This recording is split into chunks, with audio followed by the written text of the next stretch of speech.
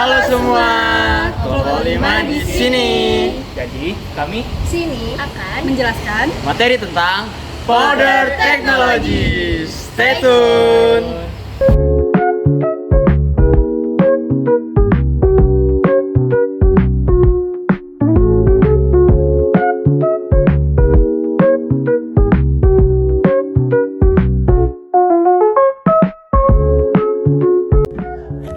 Halo teman-teman, sebelumnya kenalkan aku Nurul Aziza dari jurusan Teknik Kimia Angkatan 2023 Universitas Sriwijaya. Nah, pada kesempatan kali ini, saya dan teman-teman saya akan menjelaskan mengenai mixing of powder. Nah, sebelum kita mempelajari lebih lanjut lagi mengenai mixing of powder, ada baiknya kita mengetahui apa itu mixing of powder. Nah, bagi teman-teman yang mengetahui apa itu mixing of powder, boleh komen di bawah ya. Nah, sekarang saya akan menjelaskan apa itu mixing of powder. Mixing of powder ini merupakan suatu proses pencampuran dua atau lebih bahan padatan dalam bentuk serbuk yang bertujuan agar mendapatkan distribusi yang homogen.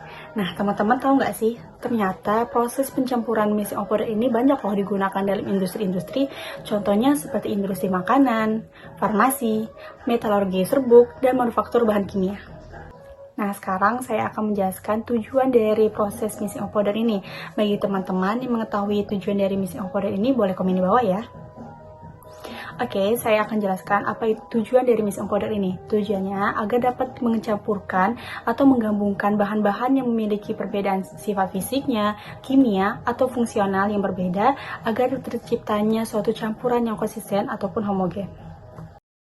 Faktor utama yang mempengaruhi pencampuran mixing of powder yaitu meliputi ukuran dan bentuk partikel, perbedaan densitas, kelembapan, serta gaya adhesi antar partikel. Adapun berbagai metode yang digunakan dalam pencampuran serbuk ini yaitu pencampuran gravitasi, mekanis, dan intensif yang masing-masing memiliki keunggulan tergantung pada sifat bahan yang digunakan. Kemudian terdapat beberapa tantangan utama dalam proses ini, yaitu meliputi segregasi partikel akibat perbedaan ukuran dan densitas, serta kemungkinan aglomerasi yang dapat mengurangi keseragaman campuran. setelah membahas mengenai deskripsi, selanjutnya kita akan membahas terkait karakteristik. Sekarang kita akan membahas mengenai karakteristik. Yang pertama adalah metode.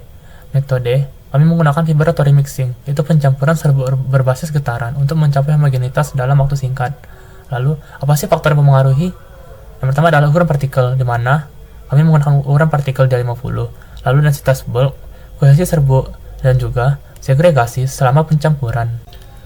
Lalu ada efisiensi, di mana frekuensinya adalah 100-150 Hz dengan akselerasi 112 G, mampu menghasilkan campuran homogen dalam kurang dari sama dengan 2 detik. Lalu, analisis apa sih yang kami gunakan? Kami menggunakan analisis colorimetric measurement untuk pengukuran distribusi tracer, laser index untuk kuantifikasi homogenitas, serta identifikasi zona pencampuran intensif. Lalu, aplikasinya yaitu pada farmasi, digunakan pada produksi tablet individu, personalized medicine, lalu ada pangan, dan metalurgi, dengan potensi penerapan dalam manufaktur skala kecil dan juga sistem pencampuran efisien. Halo, saya Sabrina Zara. Di sini saya akan melanjutkan materi mengenai pembahasan faktor-faktor yang mempengaruhi solid with solid mixing powder dengan menggunakan vibration methodology. Teknologi vibrasi ini digunakan dalam berbagai industri, terutama farmasi, untuk memastikan bahwa bahan aktif dalam tablet ataupun kapsul terdistribusi secara merata. Untuk faktor yang pertama, itu adalah frekuensi dan amplitudo getaran. Pencampuran serbuk menggunakan vibrasi sangat dipengaruhi oleh dua faktor utama, yaitu frekuensi dan amplitudo getaran, di mana frekuensi mengacu pada seberapa cepat getaran terjadi dalam 1 detik, diukur dalam Hertz. Sedangkan amplitudo adalah sejauh mana pergerakan naik turun dalam satu siklus getaran, di mana jika frekuensinya lebih rendah seperti 100 hingga 150 Hz dengan amplitudo tinggi, maka akan menghasilkan pencampuran lebih cepat dibandingkan dengan frekuensi tinggi seperti 300 Hz. Hal ini disebabkan karena amplitudo yang lebih besar akan membantu partikel serbuk bergerak lebih luas dalam wadah dan meningkatkan interaksi antar partikel, dan mempercepat homogenisasi. Untuk faktor yang kedua, ada akselerasi. Selain frekuensi dan amplitudo, akselerasi atau percepatan getaran juga berperan penting. Dengan akselerasi yang lebih tinggi, akan meningkatkan kecepatan pencampuran. Pada gambar, ditunjukkan bahwa akselerasi sekitar 112 gram memungkinkan adanya pencampuran serbuk mencapai homogenitas optimal dalam waktu kurang dari 2 detik. Namun, jika akselerasi terlalu rendah, partikel akan bergerak lebih lambat dan membutuhkan waktu yang lebih lama untuk tercampur dengan baik. Yang ketiga ada karakteristik serbuk, di mana serbuk yang digunakan dalam proses pencampuran memiliki karakteristik yang unik untuk mempengaruhi efisiensi dari pencampuran, termasuk dari ukuran partikel. Dengan serbuk dengan ukuran yang lebih kecil akan lebih mudah bercampur karena lebih ringan dan lebih responsif terhadap getaran. Kemudian, partikel berbentuk bola lebih mudah bercampur dibandingkan dengan partikel yang berbentuk jarum yang dapat saling mengunci dan memperlambat pencampuran. Yang ketiga, adanya perbedaan berat jenis antar serbuk yang dapat menyebabkan segregasi di mana partikel berat turun ke bawah sementara partikel yang ringan akan naik ke atas. Yang keempat, zona pencampuran intensif. Ketika serbuk digetarkan, tidak semua area dalam wadah memiliki tingkat pencampuran yang sama. Beberapa bagian membentuk zona pencampuran intensif, di mana partikel bergerak lebih cepat dan lebih bebas. Dengan semakin besar zona pencampuran intensif, semakin cepat juga proses homogenasi yang terjadi. Pada frekuensi rendah, zona ini lebih luas, sehingga mempercepat pencampuran. Pada frekuensi tinggi, zona ini akan lebih kecil, yang menyebabkan pencampuran terjadi lebih lambat. Yang kelima, efek elektrodinamik dan mekanik suspensi. Mesin pencampur vibrasi menggunakan elektromagnet untuk menghasilkan getaran. Namun, beberapa faktor dapat mengurangi efisiensi dari pencampuran tersebut, seperti panas akibat arus listrik dalam kumparan elektromagnetik yang dapat menyebabkan perubahan amplitudo dari waktu ke waktu. Yang kedua, suspensi mekanik yang digunakan dalam mesin, di mana dapat mengubah pola getaran dan berdampak pada distribusi serbuk dalam wadah pencampuran. Faktor terakhir yang mempengaruhi pencampuran adalah kehadiran partikel halus atau biasa dikenal sebagai finance, di mana partikel ini cenderung menempel pada dinding wadah akibat dari efek elektrostatik.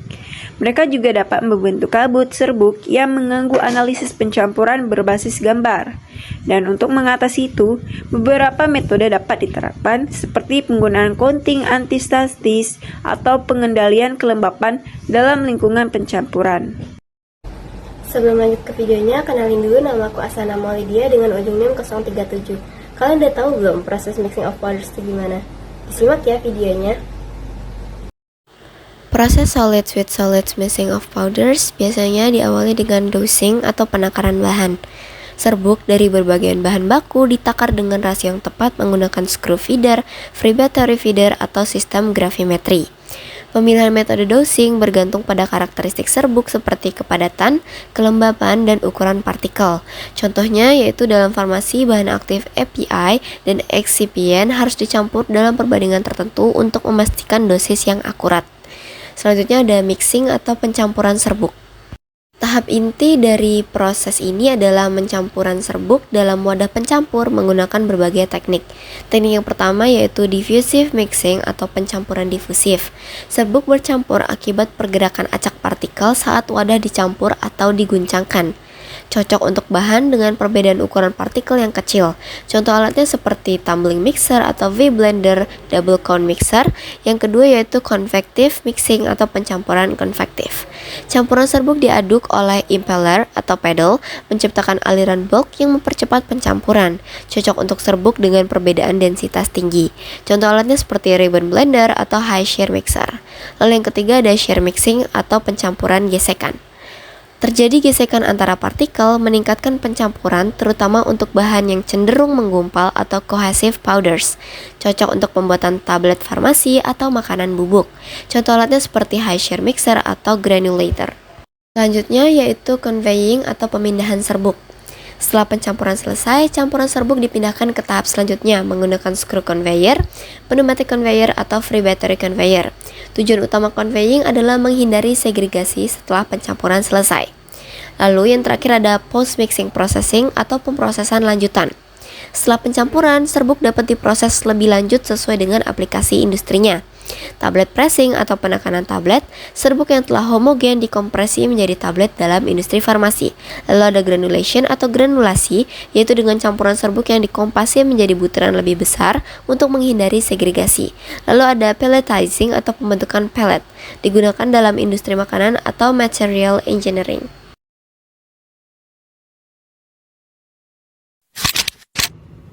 Oke guys, selanjutnya saya Dava akan menjelaskan perhitungan dari contoh soal yang diambil dari referensi jurnal yang berjudul Determination and Randomness in Mixing of Particulate Units, yang dimana teman-teman bisa pause dulu untuk contoh soalnya ada di samping.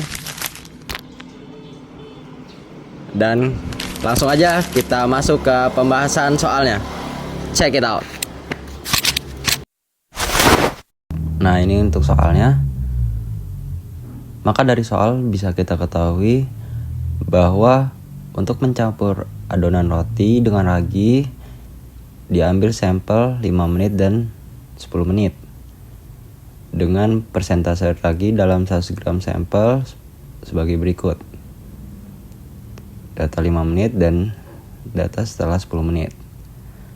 Lalu kita ubah dalam bentuk fraksi komposisi yang dimana kita bagi dengan 100. Sehingga hasil data setelah 5 menit dan 10 menit sebagai berikut. Nah, untuk pengerjaannya, langkah pertama kita hitung dulu varian sampelnya. Dengan rumus varian sampel yaitu S kuadrat sama 1/n sigma xi kuadrat dikurang dengan x rata-rata kuadrat. Dimana kita tahu jumlah sampel ada 10 dan xi merupakan nilai fraksi ragi dalam sampel. Kita hitung dulu rata-rata x untuk 5 menit. Sehingga didapatkan hasil rata-rata untuk 5 menit adalah 0,0579. Lalu kita hitung S5 kuadrat dengan menjumlahkan kuadrat setiap nilai, lalu kurangi dengan kuadrat rata-rata. Sehingga diperoleh hasil S5 kuadrat sama dengan 3 kali 10 pangkat min 3. Lalu kita hitung varian untuk 10 menit dengan cara yang sama, didapatkan hasil S10 kuadrat sama dengan 3,8 kali 10 pangkat min 4. Langkah kedua kita hitung varian awal dengan menggunakan rumus S0 kuadrat sama dengan X max dikurang dengan X min, di mana X max-nya merupakan perkiraan konsentrasi tertinggi ragi dalam campuran dan X min-nya sisa dalam campuran selain ragi. Maka didapatkan hasil varian awal sebesar 4,8 dikali 10 pangkat min 2. Lanjut ke langkah ketiga yaitu menghitung indeks pencampuran, di mana rumusnya M sama dengan S0 kuadrat min S kuadrat dibagi S0 kuadrat min SR kuadrat. Di mana karena jumlah partikel dalam sampel sangat besar, kita asumsikan untuk SR kuadrat itu sama dengan 0. Sehingga untuk 5 menit didapatkan indeks pencampuran sebesar 0,93 dan untuk 10 menit setelah dimasukkan ke rumus, kita dapatkan indeks pencampuran sebesar 0,999. Jadi bisa kita simpulkan, setelah 5 menit, indeks pencampuran adalah 0,93 yang menunjukkan bahwa ragi sudah mulai tercampur cukup baik, tetapi masih ada ketidakseragaman. Sedangkan setelah 10 menit, indeks pencampuran mencapai 0,99 yang menunjukkan bahwa pencampuran sudah hampir sempurna dan ragi telah terdistribusi secara merata dalam adonan. Nah, jadi gimana tadi videonya? Seru nggak? Seru banget! Kalau seru, pasti termasuk dalam wawasan juga manfaat dari video kami yang sudah sampaikan sebelumnya. Maka dari itu, Pantau terus video kami! Dah!